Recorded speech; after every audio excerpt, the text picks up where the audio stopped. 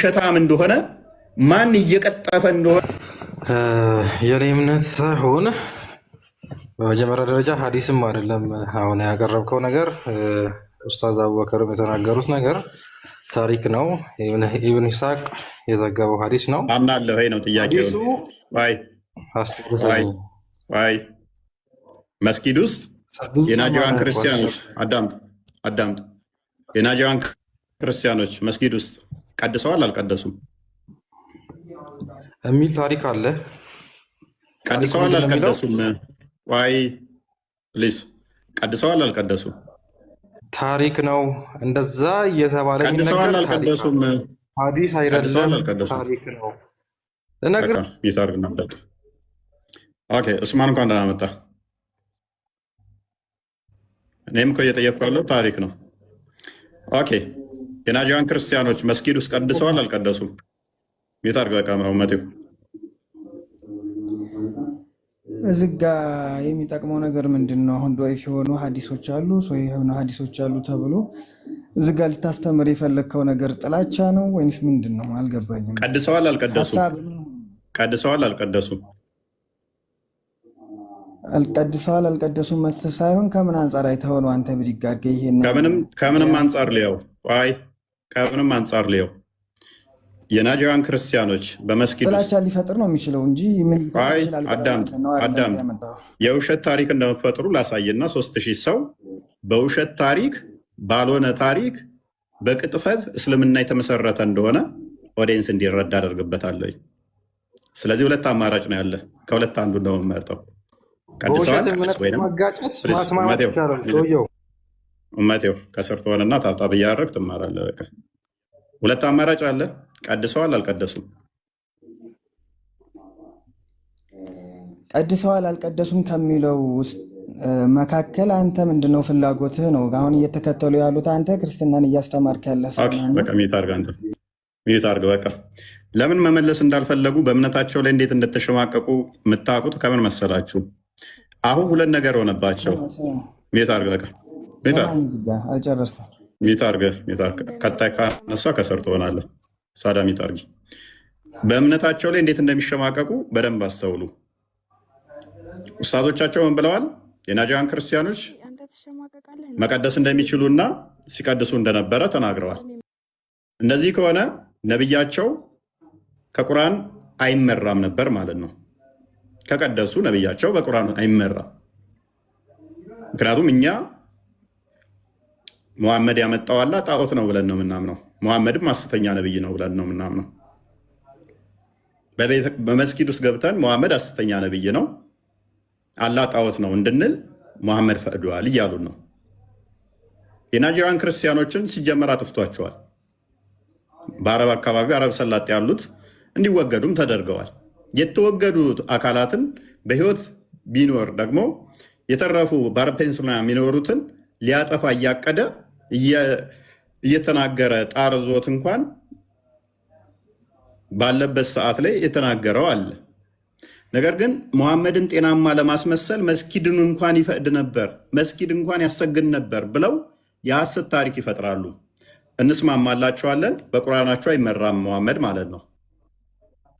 ግን አንድ መረጃ እንጠይቃቸዋለን። አሁንም ኦተንቲክ የሆነ አንድ መረጃ እንጠይቃቸዋለን። ይሄንን ለቀጠፋችኋት ለዋሻችኋት አንድ ማስረጃ ኡስታዞቻችሁን ዲፌንድ ማድረግ ትችላላችሁ፣ መፍታችሁ ነው። ቁርአናችሁን ግን እንቀብረዋለን። ሁለት አማራጭ ነው ያላችሁ፣ ወይናው ወይን አይደለም። ቁርአናችሁን የተወሰኑትን ኡስታዝ ስትታደጉ ደግሞ ሌሎቹን ኡስታዞች እንድመቷቸው እናደርጋችኋለን። ስለዚህ ነብያችሁ አንድ በቁርአን አይመራም። ሁለተኛ ግን ማስረጃ ታመጣላችሁ። ማስረጃ ውሸታም እንደሆነ ማን እየቀጠፈ እንደሆነ ኦዲየንስ በደንብ ይረዳል። እፎይ ውሸታም ነው፣ እፎይ ቀጣፊ ነው፣ እፎይ እንደዚህ ነው፣ ነቢያችንን ተሳድቧል፣ ቀጥፏል። ማን ነው ውሸታም? ማን ነው በመረጃ የሚያወራው? ማን ነው በማስረጃ የሚያወራው? ሁሉም ይረዳል። ደጋግሜ እላችኋለሁ፣ በውሸት የሚከብር የለም።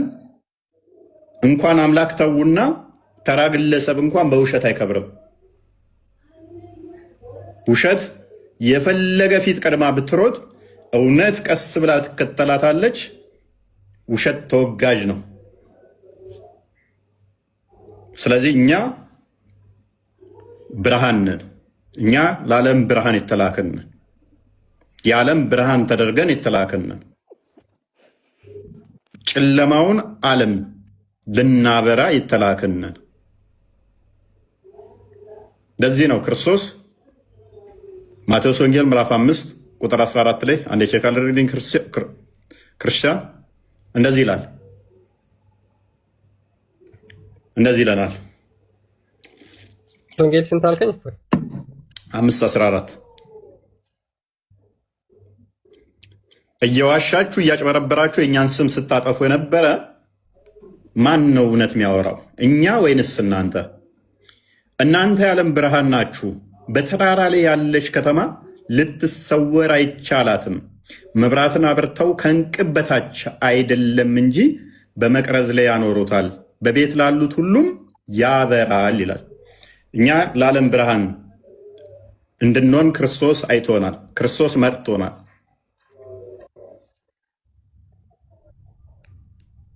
መልካሙን ስራችሁን አይተው በሰማይ ያለውን አባታችሁን እንዲያከብሩ ብርሃናችሁ እንዲሁ በሰው ፊት ይብራ። ብርሃናችን እንዲህ በሰው ፊት ይበራል። በሞገስ ከፍ እንላለን። ውሸት ሁሌም ይወገዳል። በውሸት የተካቡ ኡስታዞች በእውነት ጠጠር ይሰበራሉ፣ በእውነት ጠጠር ይመታሉ። በውሸት የተከመረውን ጭጋግ በትንሽዬ ብርሃን እናስወግደዋለን። ግዙፍ የሚመስለውን ጭጋጋማውን በውሸት የተደረተውን በውሸት የተከመረውን እናፈርሳለን። ምክንያቱም የአጋንንትን ስራ ልናፈርስ የተመረጥን፣ የተጠራን፣ የተቀባን፣ የታዘዝን ስለሆን እፎይ ውሸታም ነው፣ እፎይ ተሳዳቢ ነው፣ እፎይ ባለጌ ነው ማለት ትችላላችሁ። እፎይ ምንም አያውቅም መሀይም ነው ማለት ትችላላችሁ። ምክንያቱም እኔ ቁርአናችሁንና ሐዲሳችሁን ነው እንጂ ማቀው ኡስታዞቻችሁ የሚነግሯችሁ መስጊድ ላይ ተረት ተረት ስለማላቅ። እፎይ መሀይም ነው ማለት ትችላላችሁ። ምክንያቱም ሐዲሳችሁንና ቁርአናችሁን ስነግራችሁ መሀይም የሆንኩ ስለሚመስላችሁ። ምክንያቱም ሐዲሳችሁና ቁርአናችሁ በመሀይም የተመራ ጸሐፊ የጻፈው ስለሆነ ተረት ተረት ስለሆነ ኡስታዞቻችሁ የሚነግሯችሁን ልክ በወርቅ የተለሰነ መቃብር እንደሚለው ክርስቶስ አሳምረው አስውበው ሐሰት የሚነግሯችሁን እሱን ስለማልናገር ማላቅ ሊመስላችሁ ይችላል። ይኸው ኑ ቻሌንጅ አድርጉን። ኡስታዞቻችሁ ያሉትን አምጡት እስቲ፣ አምጡት እስቲ። ማንኛው ነው መሀይም? ማንኛው ነው ውሸታም? ማንኛው ነው ነብያችሁ ላይስ የቀጠፈው? እኔ ነኝ ወይንስ ኡስታዞቻችሁ? ክርስቲያኖችን ለማታለል በየሚዲያው በየመስጊዱ ደግሞ እናንተን ለማታለል እየቀባቡ እያሰማመሩ ያወሩት ውሸት ነው። ውሸት ነው አይደለም ካላችሁ ይሄ ለምን አስፈለገ፣ ለምን እንዲህ ያልክ ምናምን። ከዚህ ቤት ስትወጡ እኮ እፎይ መሀይም ነው፣ እፎይ አያውቅም፣ ነብያችንን ተሳድቧል፣ ቀጥፏል ነው የምትሉት። እኔ ነኝ ቀጣፊው? እኔ ነኝ ውሸታሙ? ወይንስ ኡስታዞቻችሁ? ማንኛው ነው? በመረጃ እንተያይስ፣ እንሞጋገት። ክርስቲያን ምን ይመስልሃል? ገብታችሁ የምር ነው ማለት አምላካችሁ በውሸት ነው የሚከብረው ወይስ አይደለም? አላሁ አክበር ሲሉ ሙስሊሞች ከሰማችኋቸው በቃ ውሸት ነው ማለት ነው። አሁን እየተረዳን ያለ ነው ምንድነው? አላሁ አክበር ማሻአላህ የሚሉ ቃላቶችን ተጠቅመው ተረት ተረት የተነገሩ ነገሮችን በተናገሩ ቁጥር አምላካቸውን እንደዚህ ሲያወድሱና ሲያመሰግኑ ካያችሁ እየዋሹ ነው ማለት ነው ባጭሩ። አይ አይደለም፣ እኛ ለምንናገረው መምህራኖቻችን፣ ኡስታዞቻችን፣ ሼኮቻችን ለሚናገሩት ነገር ሁሉ ማስረጃ አለን፣ እውነት ነው የምንናገረው ካላችሁ ዌል ደን ያን ጊዜ ማውራት እንችላለን ማለት ነው።